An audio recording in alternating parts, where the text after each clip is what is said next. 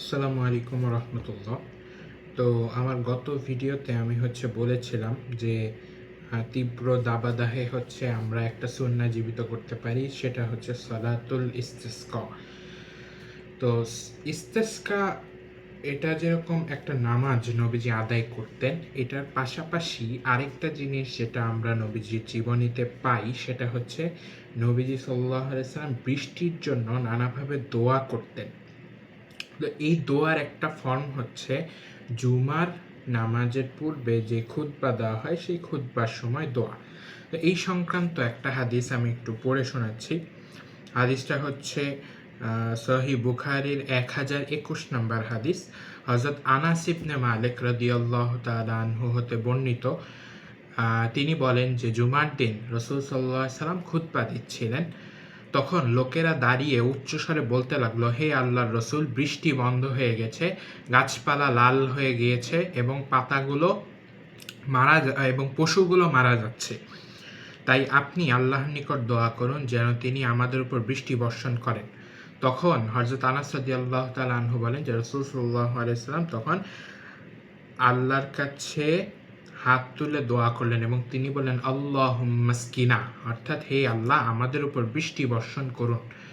এভাবে দুইবার রাসূল বলেন যে আল্লাহুম্মা স্কিনা, আল্লাহুম্মা স্কিনা। তো তখন হযরত আনাস রাদিয়াল্লাহু তাআলা আনহু বলেন, আল্লাহর কসম, আমরা তখন আকাশে একখণ্ড মেঘও দেখতে পাচ্ছিলাম না, হঠাৎ করে মেঘ দেখা দিল এবং বর্ষণ শুরু হলো। সুবহানাল্লাহ। রাসূল সাল্লাল্লাহু আলাইহি ওয়াসাল্লাম মিম্বার হতে নেমে জুমার নামাজ আদায় করলেন। এরপরে তিনি যখন চলে গেলেন, পরবর্তী জুম্মা পর্যন্ত বৃষ্টি হতে থাকলো।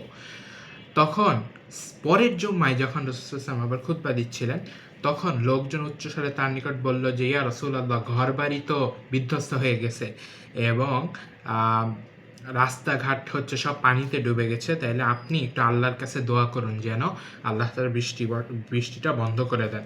তখন রাসূল সাল্লাল্লাহু আলাইহি ওয়াসাল্লাম আবার মৃদু হেসে দোয়া করলেন, আল্লাহুম্মা হাওয়া আলাইনা ওয়া আলা আলাইনা, অর্থাৎ হে আল্লাহ আমাদের আশেপাশে, আমাদের উপর নয়। তখন আবার মদিনার আকাশ মুক্ত হয়ে গেল এবং আশেপাশে বৃষ্টি হতে থাকলো। মদিনায় তখন এক ফোঁটাও বৃষ্টি হচ্ছিল না। আমরা মদিনার দিকে তাকিয়ে দেখলাম মদিনা যেন মুকুটের ন্যায় শোভা পাচ্ছিল। সুবহানাল্লাহ। তো এই হাদিস থেকে আমরা যেটা বুঝতে পারি যে রাসূল সাল্লাল্লাহু আলাইহি সাল্লাম জুমার নামাজের খুতবায় উনি বৃষ্টির জন্য দোয়া করতেন। তো ইস্তিসকার আরেকটা পার্ট, যেটা একটা তো নামাজ, আরেকটা দোয়া, যেটা আমরা জেনারেলও করতে পারি এবং ইমাম সাহেব বা খতিব সাহেবগণ ওনারা জুমার খুতবায় করতে পারে। তো এভাবে আমরা যদি বৃষ্টির জন্য চাই, আশা করি আল্লাহ তাআলা আমাদেরকে বৃষ্টি দিবেন। ওয়া আখিরু দাওয়ানা আনিল হামদুলিল্লাহি রাব্বিল আলামিন।